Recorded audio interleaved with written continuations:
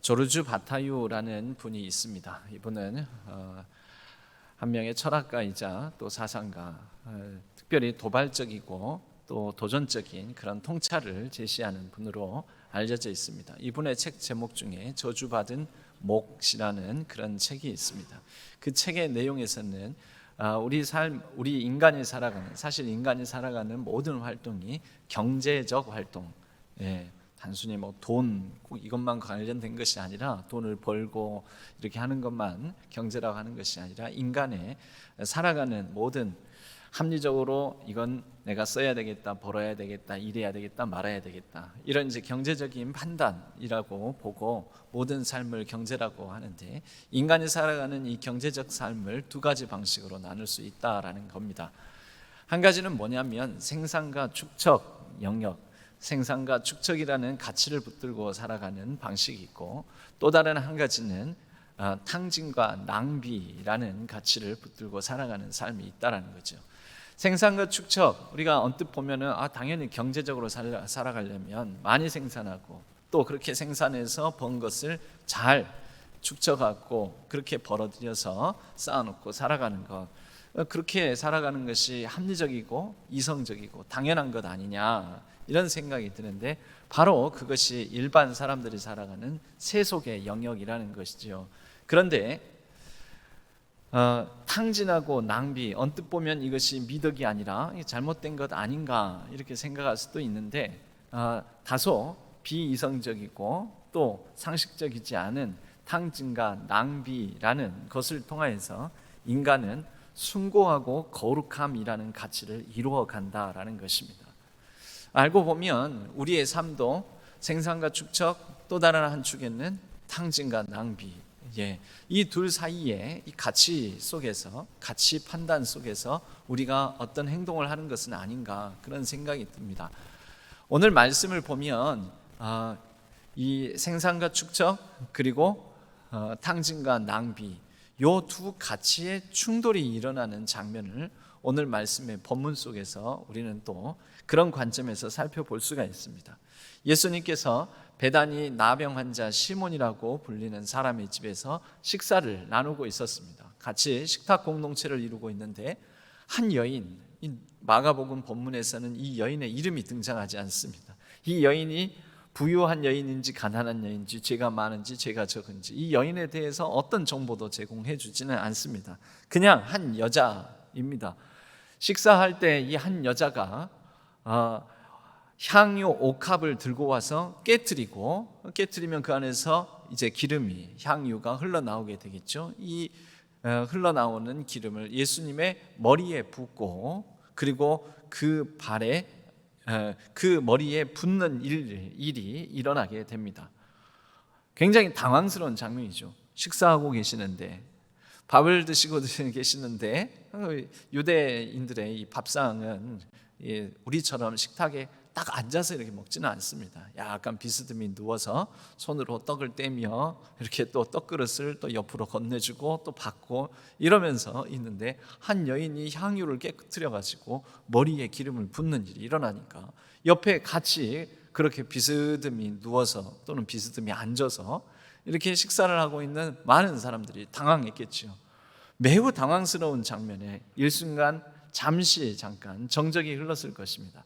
그러나 이내 정신을 차리고 보니 사람들의 생각에, 아니 저 여자가 제정신인가?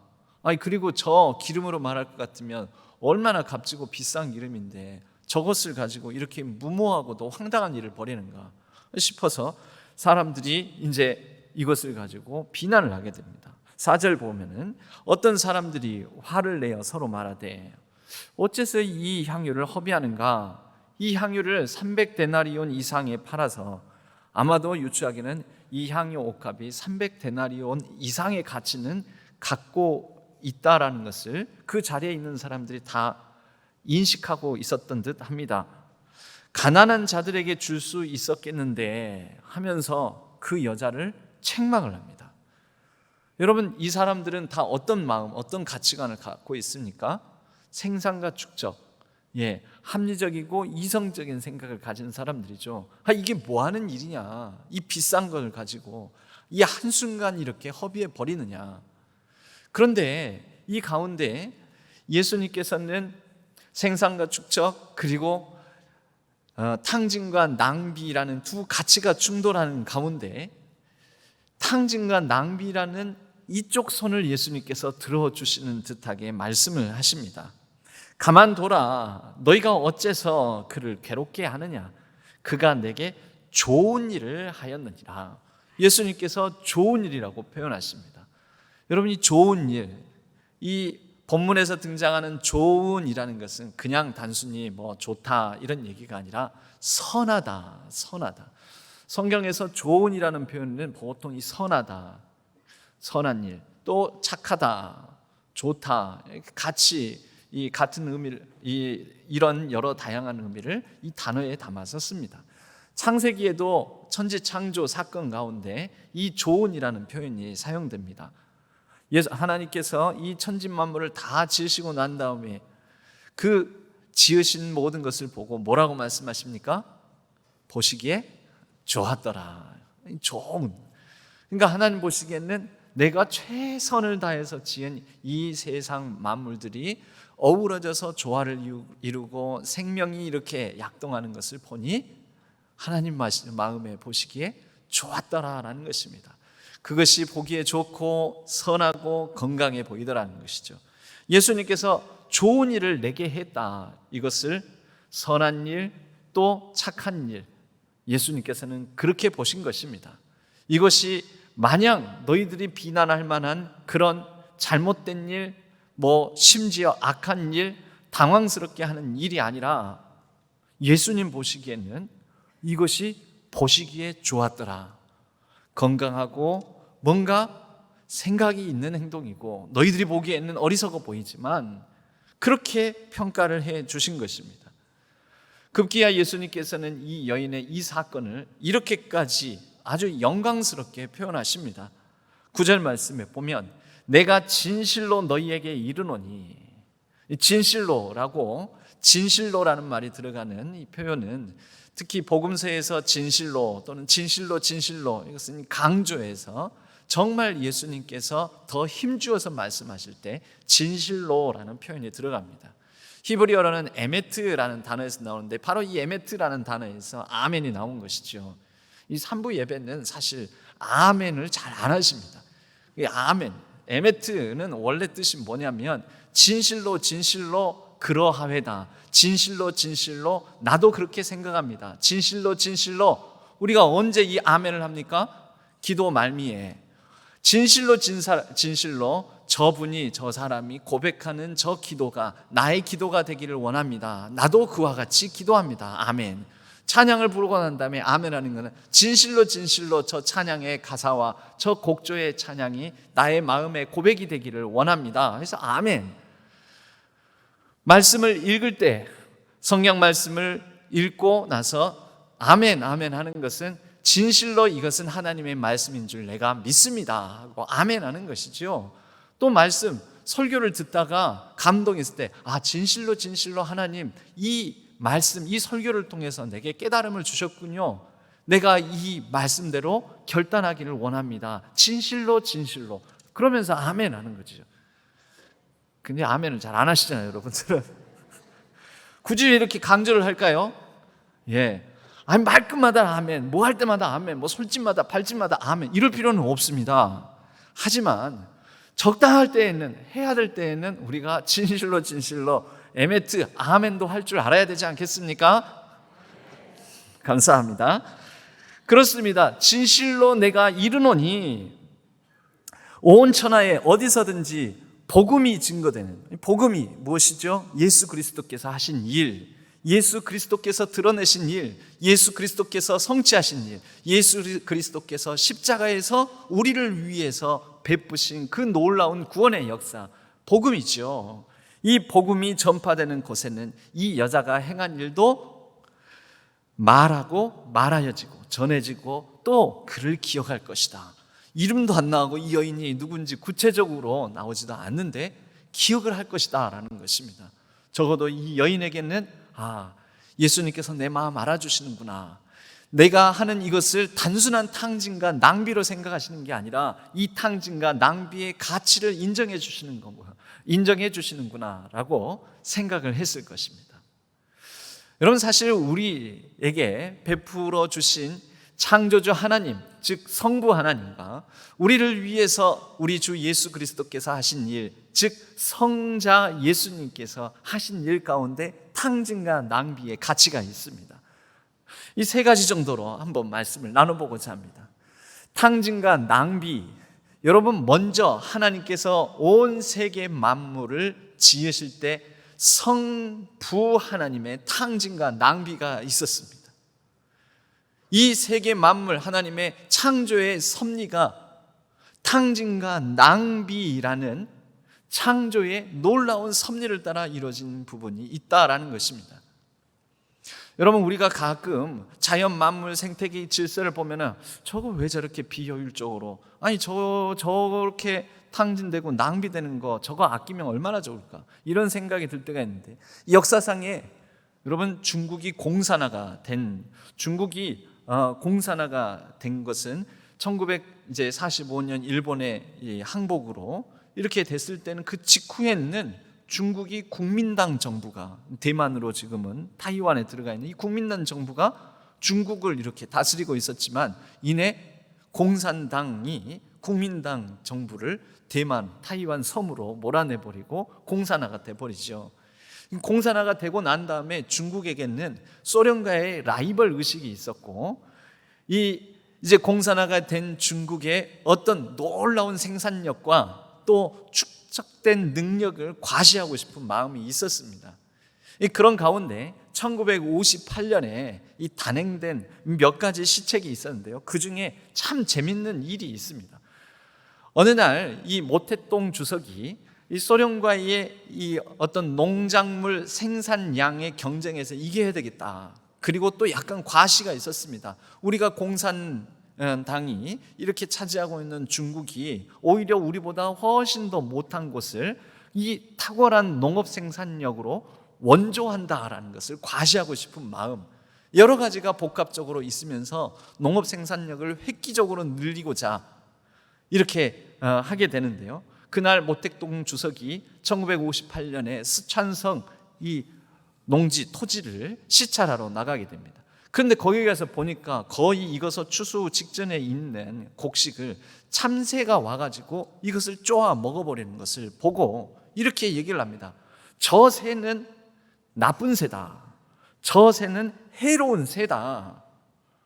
그러면서 농민들의 피와 땀이 담겨있는 이 곡식을, 그리고 농민들이 수확해서 축적해서 이제 나누어 먹어야 되는 이 곡식을 쪼아먹는 저 새들을 박멸하는 것, 그것은 우리 농민들을 위해서 좋은 일이다 하면서 참새 박멸 운동을 펼치게 됩니다. 그날로부터 3년간 이것을 뒷받침하는 또 어용 학자들 이런 사람들이 있었겠죠. 계산을 해보니까 참새 한 마리가 1년간 쪼아먹는 곡식의 양이 한 마리당 1년 동안 2.4kg 정도 되더라는 거죠.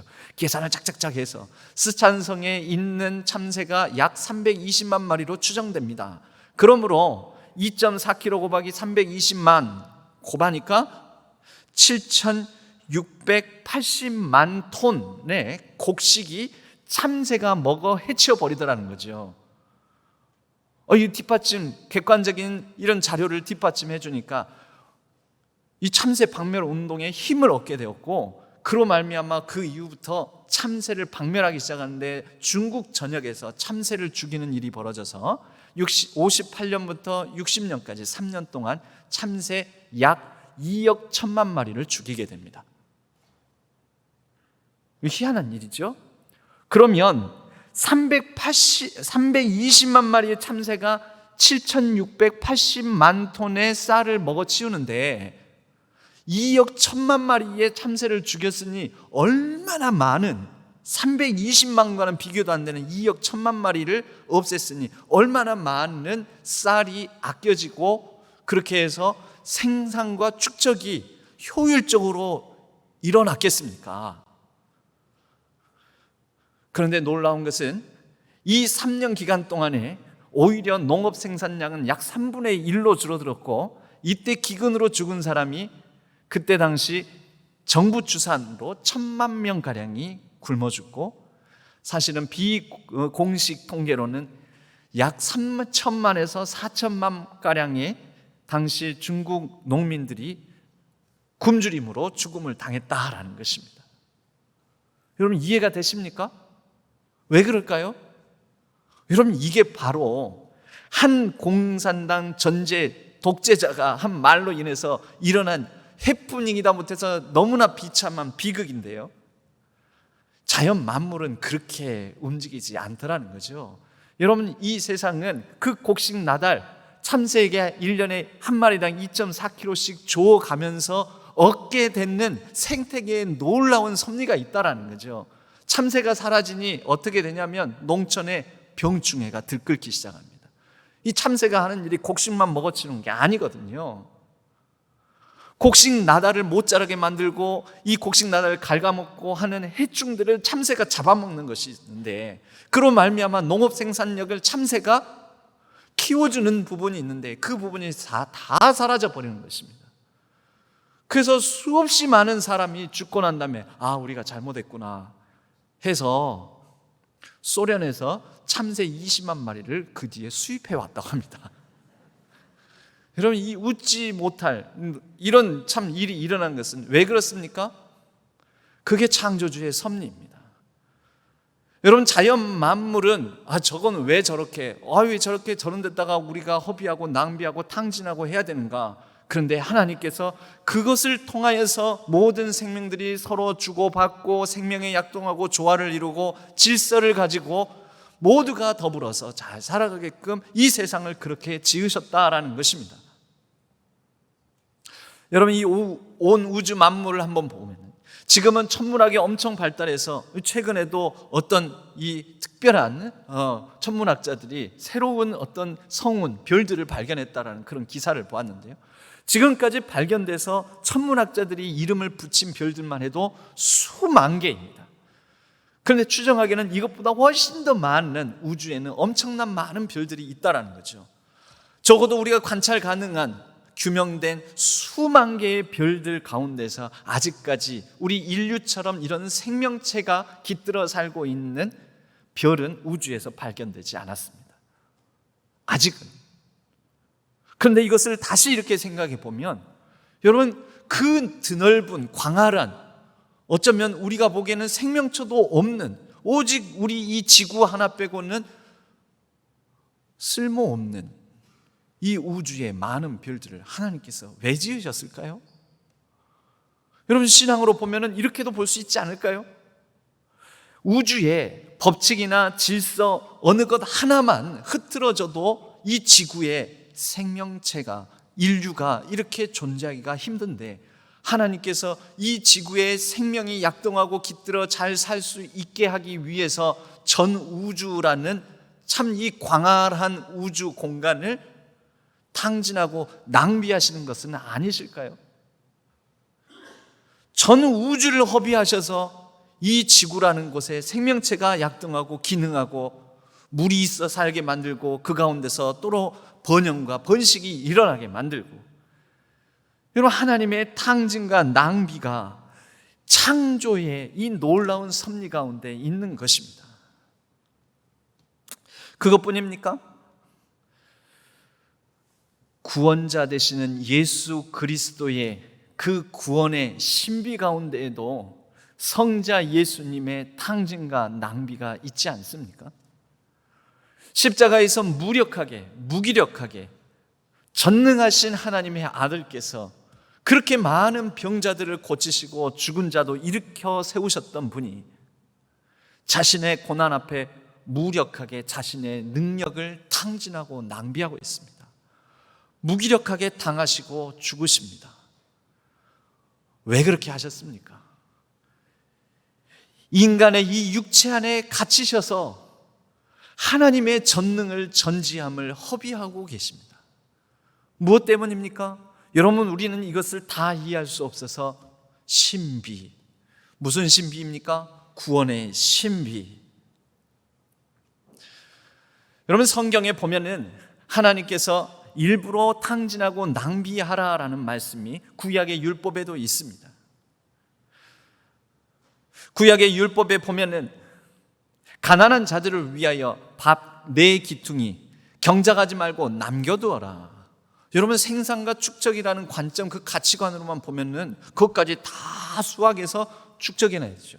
계산을 해보면 정사각형의 반 네 기퉁이, 이 부분을 안에 꽉 채워진 원을 그려가지고 정사각형 면적과 그 원의 면적으로 비교를 해보면 이게 약 22.5% 정도 됩니다. 네 기퉁이의 면적이요. 얼마 안 되는 것 같지만 굉장하지요. 그것만큼을 더 수학해서 내가 생산한 거니까 내가 축적하면은 더 가치 있고 더 부유하게 살 수 있을 텐데 하나님께서 그건 내버려둬라. 그리고 그 안에서 수확하는 중에 떨어진 곡식 나달들, 이삭들을 다 줍지 말아라. 탕진하고 허비하라는 것이지요.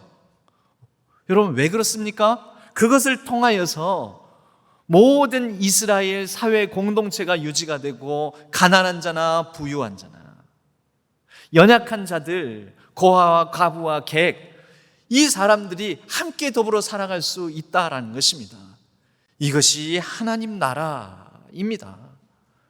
하나님께서는 탕진과 낭비가 오늘 이 본문에서 왜 그것을 낭비하느냐 허비하느냐라고 책망받을 만한 일이 아니라 이것을 통해서 하나님께서 뜻하신 바가 이루어지고 그 틈새에 생명이 깃들고 놀라운 하나님의 창조의 섭리가 이루어지며 구원의 신비가 그 가운데 임한다라는 것입니다.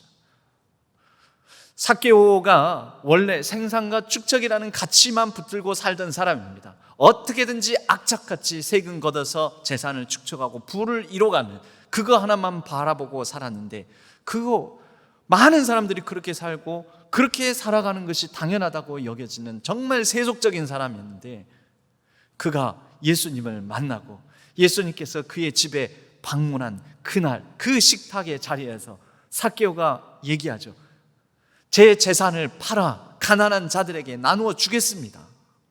그리고 내가 속여 빼앗은 일이 있다면 4배나 갚겠습니다. 삭개오가 무엇을 붙들기 시작합니까?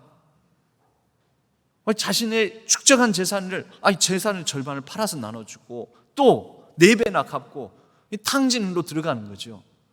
그런데 그 장면에서 예수님께서는 구원을 선포하십니다.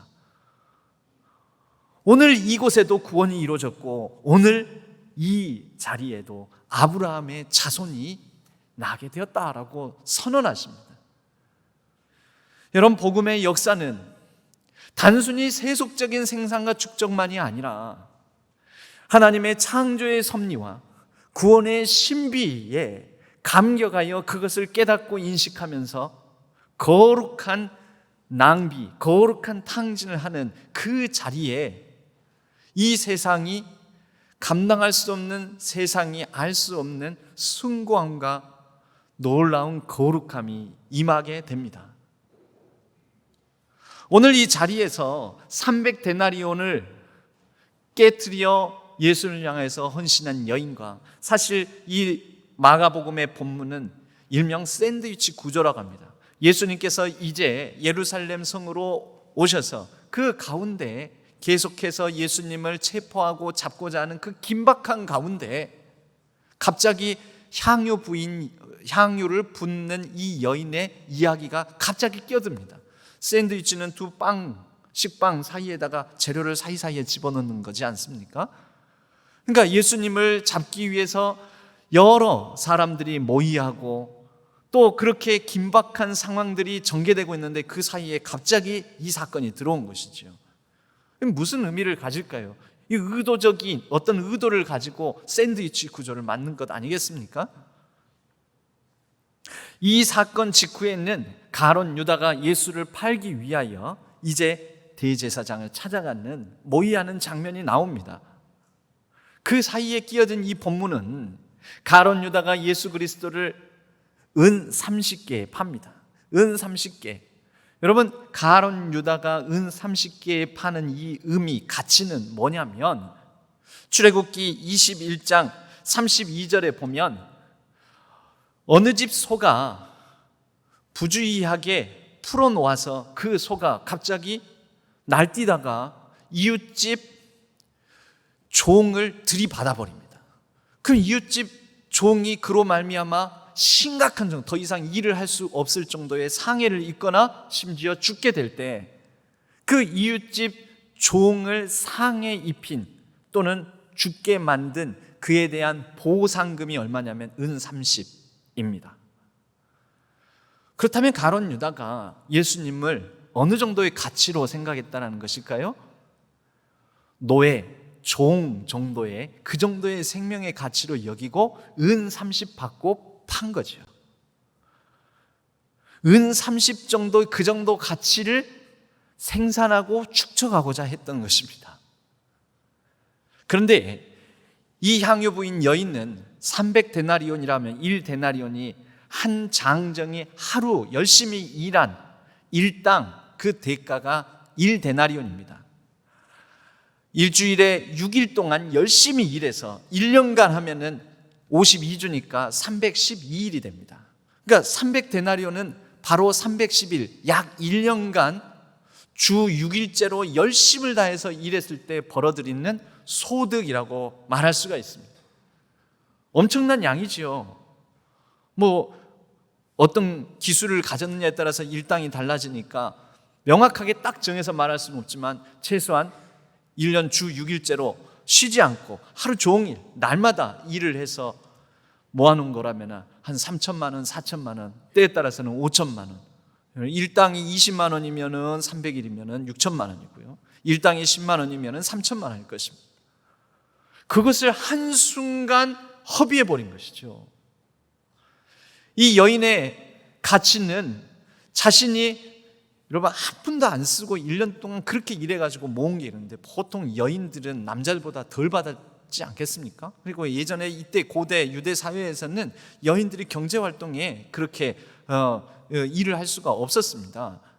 그러니까 이 여인에게는 어쩌면 평생 모기도 힘든 자신의 전 재산이라고 여겨질 수 있을 텐데 자신의 생명과 같은 이 값어치를 예수님을 향하여 예수님을 그렇게 봤다라는 거죠.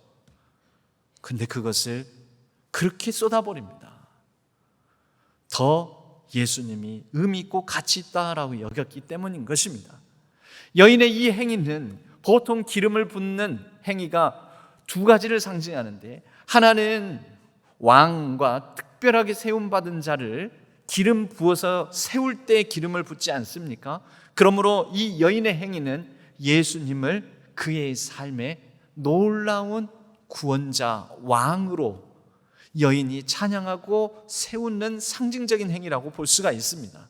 또 다른 의미는 예수님께서도 그렇게 말씀하셨는데 예수님의 장례, 즉 귀한 사람을 장례 치를 때 향기로운 기름으로 단장해서 그 죽음을 추억하고 그렇게 기념할 때 이 기름을 붓게 되는데 이 여인의 행위는 또한 예수 그리스도의 십자가상의 그 놀라운 구원의 신비를 드러낼 장례를, 그 숭고하고 거룩한 장례를 드러내고 보여주는 상징적 행위라고 볼 수도 있습니다.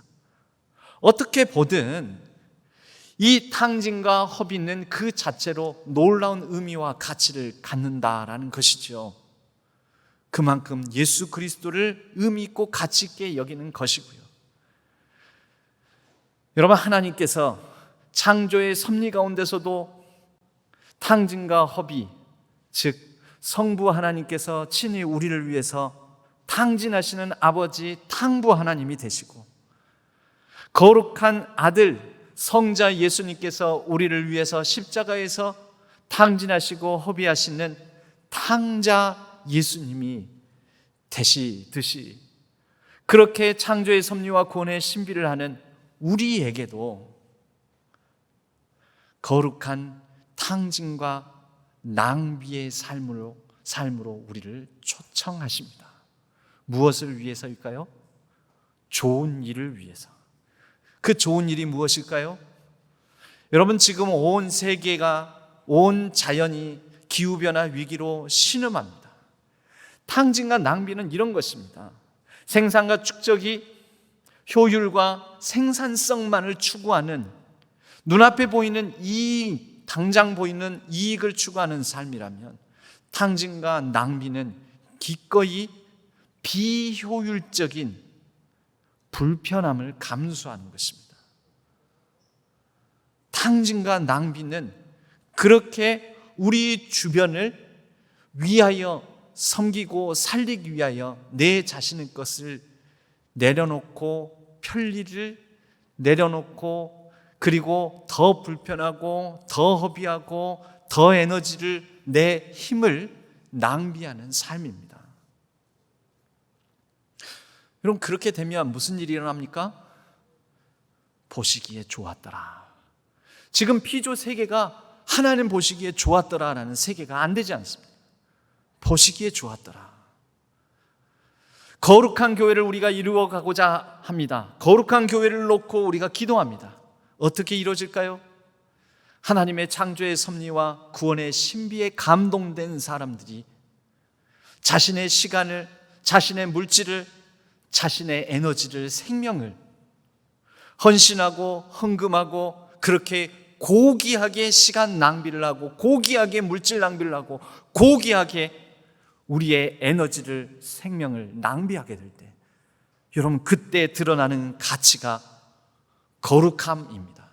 거룩한 교회는 그렇게 고귀하게 시간과 물질과 자신의 몸을 들여 섬기고 봉사하는 사람들을 통해서 이루어지는 교회가 바로 거룩한 교회입니다.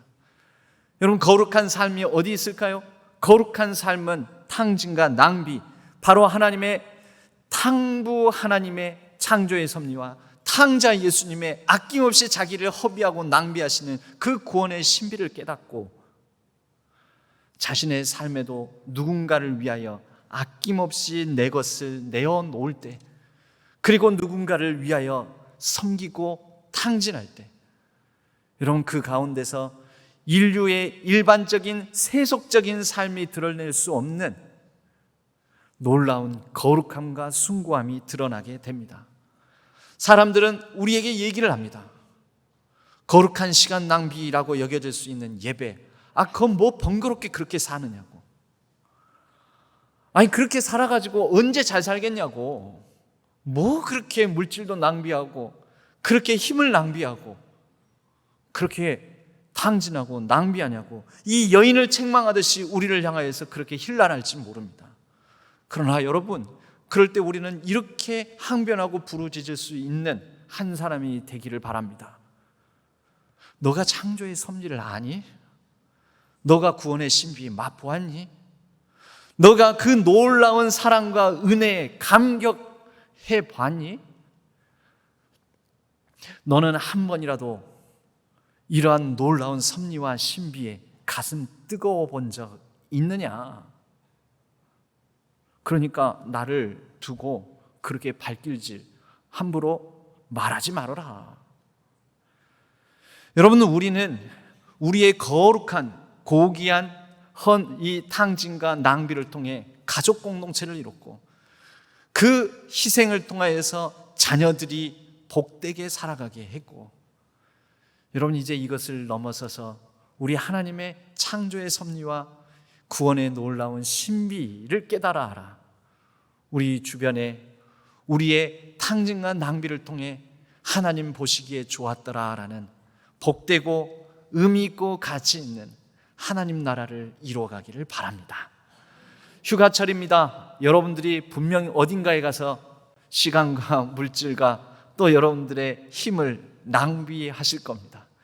그러나 여러분, 그 가운데서 하나님께서 탕진과 낭비를 통해서 우리를 다시 채우시는 놀라운 은혜가 있구나라는 것을, 산과 들, 바다, 자연 만물 속에서 하나님의 창조의 섭리를 깨달아 알고, 그 가운데 하나님께서 이 복된 시간을 통하여 나로 다시 거룩한 탕진과 낭비라는 삶으로 초청하시는구나, 이것을 재도전받고 재결단하고 재헌신하는 귀하고 복된 쉼과 충전의 시간으로 그 휴가철을 휴가의 시간들을 사용하시기를 바랍니다.